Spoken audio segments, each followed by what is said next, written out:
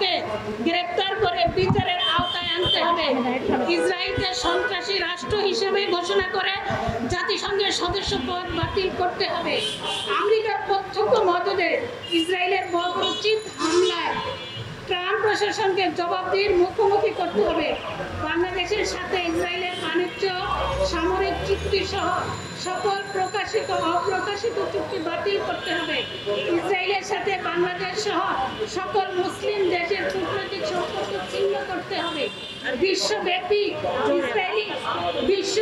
Israeli পণ্য বর্জনের আহ্বান জানাচ্ছি আমি।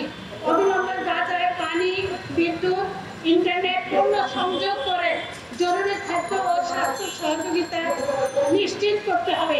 স্বাধীন ফিলিস্তিন রাষ্ট্র গঠনে জাতিসংঘের হস্তক্ষেপ কার্যকর উদ্যোগ নিতে হবে। প্রিয় সাংবাদিক বন্ধুগণ, আপনাদের মাধ্যমে আমি এই দফা দাবি পেশ করলাম। আশা করি এই দাবি আপনারা যথাযথভাবে সাংবাদিক ভূমিকায়